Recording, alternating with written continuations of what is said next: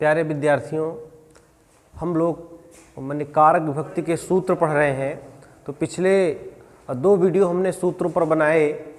अभितः परितः समया निक्साहा प्रतियोगी सूत्र का एक वीडियो बना और भी द्वितीय विभक्ति के कुछ सूत्र बनाए हैं। और कल तृतीय विभक्ति का एक सूत्र मैंने बताया था, ये नांग विकारः। तो आज तृतीय विभक्ति का ही एक सूत्र मैं फिर ले रहा हूँ, सहयुक्ते अप्रधाने। तो तृतीय विभक्ति का यह महत्वपूर्ण सूत्र है, सहयुक्ते अप्रधाने। तो इस सूत्र को देखिए, इस सूत्र का कैसे हम प्रयोग करेंगे, कैसे इसको समझेंगे। और कक्षा 10 और 9 और दोनों ही कक्षा के विद्यार्थियों के लिए यह सूत्र उपयोगी है। तो देखिए सूत्र है सहयुक्ते अप्रधाने, सहयुक्ते अप्रधाने। ये सूत्र है आपका सहयुक्ते अप्रधाने। अब माने ये सूत्र ये बात कह रहा है कि सह माने होता है साथ, साथ में। तो सह शब्द माने संस्कृत है साथ में, और इस शब्द की तो माने साथ में। अब इस अर्थ में यदि सह का उपयोग किया जाए, युक्ते माने उपयोग करने पर, माने साथ में, इस अर्थ में यदि हम सह का उपयोग करते हैं तो अप्रधाने, जो अप्रधान होगा, अप्रधान में तृतीया होगी। तो अप्रधान क्या है तो हम समझेंगे आगे चल के। बहरहाल सूत्र में जितने शब्द हैं उनको आप समझिए। तो इसमें एक है शब्द सह, और फिर बोल रहा है युक्ते, माने सह का जब आप उपयोग करें, संस्कृत में जब सह शब्द का उपयोग करेंगे तो जो अप्रधान होगा, अप्रधान माने कर्ता, जो अप्रधान करता होगा उसमें तृतीया विभक्ति आपको लगानी होगी। जैसा कि ये तृतीया विभक्ति का सूत्र है, तो तृतीया विभक्ति का ही यह सूत्र विधान करेगा। तो सह माने क्या होता है, साथ। सह माने साथ, और जब साथ की संस्कृत आपको लिखनी हो तो सह लिखेंगे। तो जब सह लिखेंगे तो सह का उपयोग जब करेंगे तो उस वाक्य में जो अप्रधान होगा उसी में आपको तृतीया लगानी होगी। तो देखिए हम इसकी व्याख्या लिख दे रहे हैं कि साथ में, साथ में ना, और अर्थ वाचक सह, सह शब्द का उपयोग करने पर वाक्य में जो अप्रधान कर्ता होता है उसमें तृतीया विभक्ति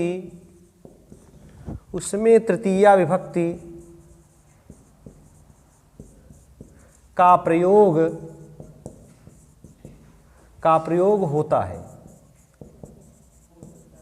तो देखिए ये मैंने इसकी व्याख्या लिख दी सूत्र की। अब वैसे तो व्याख्या लिखने की जरूरत नहीं, आप सूत्र से ही समझ सकते हैं कि सह का यदि आप उपयोग करेंगे, और सह का अर्थ होता है साथ, तो जब सह का उपयोग करेंगे तो जो वाक्य में अप्रधान करता होगा उसी में आपको तृतीया लगानी होगी। वही बात हमने 3-4 में वही चीज़ हमने समझाने का प्रयास किया है कि साथ में इस अर्थ का वाचक सह है। तो ये तो हिंदी है, ये संस्कृत है, सह संस्कृत है। तो जब इस शब्द का उपयोग करेंगे तो वाक्य में जो अप्रधान करता होगा और उसमें आपको तृतीया लगानी होगी। अब देखिए जब उदाहरण हम देंगे तो आपको अच्छे समझ में आ जाएगा ना। तो जैसे हम कहें कि पुत्र पिता के साथ जाता है। तो ये उदाहरण एक हम दे रहे हैं कि पुत्र पिता के साथ जाता है। तो देखिए साथ शब्द इसमें आया है, और साथ की संस्कृत हमने बताई आप सह उपयोग करेंगे। यदि सह उपयोग कर सकते हैं, साकम सार्धम समम भी, ऐसे इसके पर्यायवाची भी 3 शब्द हैं, सार्धम समम साकम। तो सार्धम समम साकम का भी आप प्रयोग कर सकते हैं। मैं इधर लिख दे रहा हूँ, साथ के लिए इसकी भी संस्कृत आती है सार्धम। चाहे आप सार्धम लिख लें, साकम लिख लें ना, साकम लिख लें और समम लिख लें, तो ये 3 शब्द भी है, माने इनका भी मतलब होता है साथ में।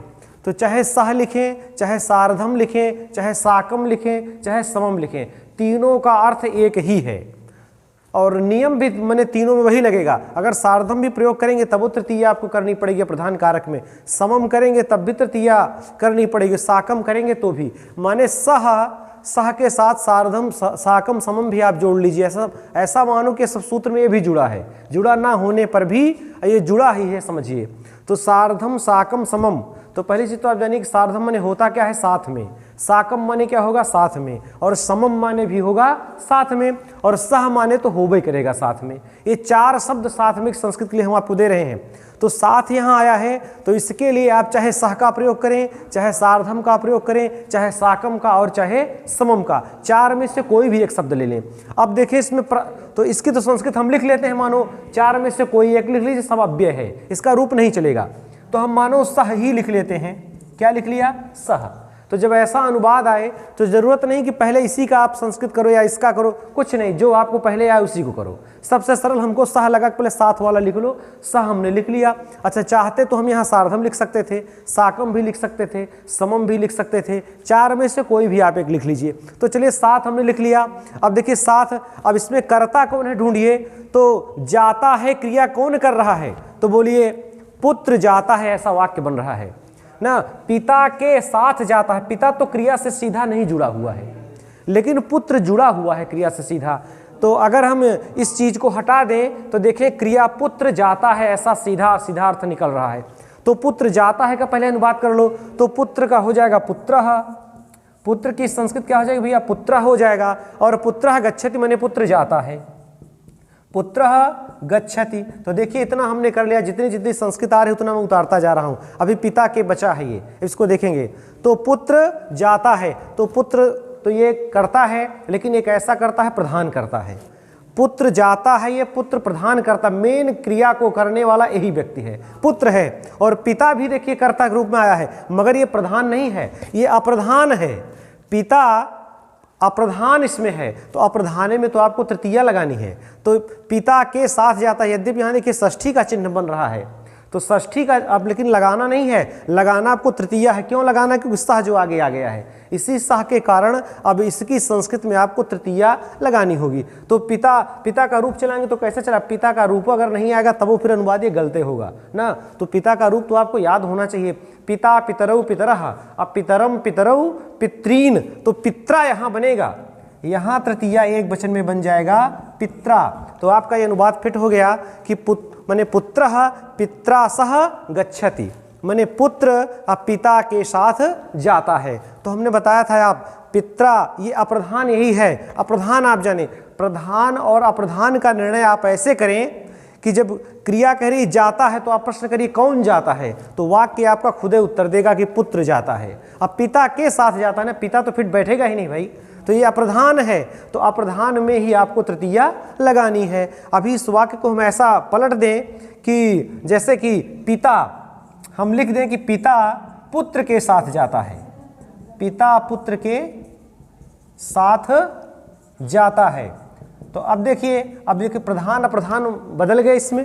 अब देखिए कौन जाता है भाई, पिता जाता है, तो पिता जाता है संस्कृत आप पहले लिख लो भाई, पिता गच्छति कर लो पहले, पिता गच्छति, पिता जाता है, इसकी संस्कृत क्या हो गई, पिता गच्छति।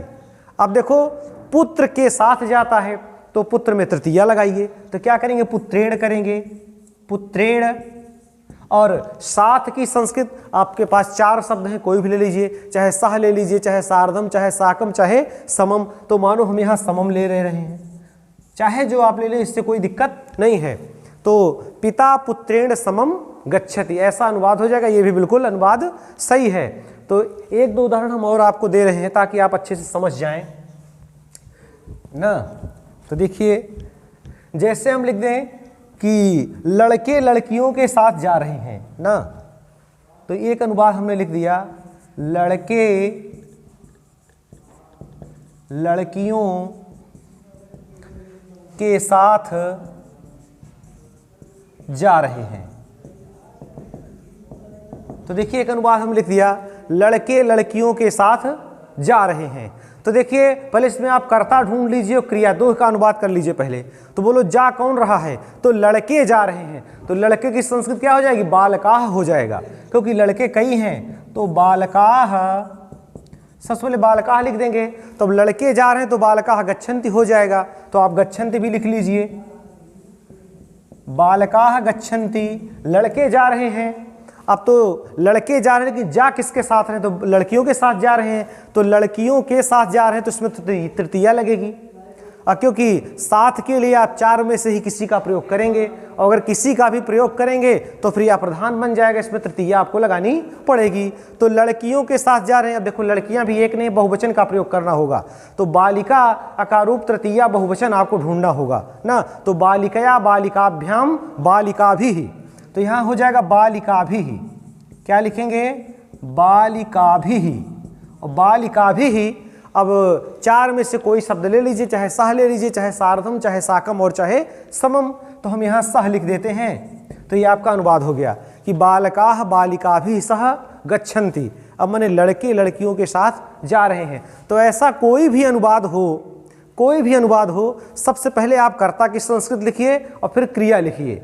जब कर्ता और क्रिया लिख देंगे तो बीच में आपको यही बचेगा, अप्रधान बचेगा और माने साथ की संस्कृत बचेगी। तो अप्रधान में आप तृतीया लगाइए, और साथ के लिए तो संस्कृत आपको चार शब्द हमने बताए, चार में से कोई भी ले लीजिए। तो अब देखिए परीक्षा में प्रश्न कैसे पूछेगा। आप 10 के विद्यार्थी हैं तो देखिए प्रश्न इसमें ऐसे पूछेगा कि बालिकाभिः को अंडरलाइन कर देगा, और ऐसे एक नंबर का प्रश्न आएगा बोर्ड परीक्षा में। प्रश्न संख्या 13 पर यह प्रश्न मिलता है, काय और खा करके। बोर्ड की परीक्षा में जो पुराना सिलेबस है उसके अनुसार प्रश्न संख्या 13 पर यह प्रश्न आएगा, और काय और खा करके 2 प्रश्न रहेगा, और 2 नंबर का होगा, एक नंबर। तो पहले में तो आपको 3 वाक्य दिए रहेंगे, ऐसे जैसे लिखा है बालकाः बालिकाभिः सा गच्छन्ति, ऐसे 2-3 वाक्य और लिखे रहेंगे। तो किसी एक में आपको कारण सहित विभक्ति बताना पड़ेगा। तो पूछेगा बालिकाभिः में माने विभक्ति और कारक बताइए, कारक और विभक्ति बताइए। तो कारक तो हम बताएंगे भाई कि बालिकाभिः सह गच्छन्ति, तो बालिकाभिः क्या है ये, और माने इसमें तृतीया है। बहरहाल करण कारक तो आप ना कहिए इसको, करण कारक तो इसको ना कहिए, क्योंकि सह के योग में तृतीया हो जाती है, कारक करण कारक वरक नहीं होता भैया। तो यहाँ तृतीया विभक्ति ही है, तो रेखांकित पद में तृतीया विभक्ति है। और क्यों हुई है? और सहयुक्ते अप्रधाने सूत्र के अनुसार। तो आपको उत्तर यही देना होगा कि सहयुक्ते अप्रधाने सूत्र के अनुसार बालिकाभिः जो शब्द है इसमें तृतीया हुई है। तो बस ऐसे ही सूत्र है। अब कुछ उदाहरण आप अपने से बना सकते हैं, जैसे ना कि जैसे राम मोहन के साथ जा रहा है ना, और ऐसे तमाम अनुवाद छोटे छोटे आप बना सकते हैं। अब अपने को ही ले लीजिए, मैं तुम्हारे साथ जा रहा हूँ, ऐसे तमाम अनुवाद आप बनाइए, और सरल अनुवाद अच्छे से आप सूत्र को सीख लेंगे। तो आज बस इतना ही, शेष अगले वीडियो में।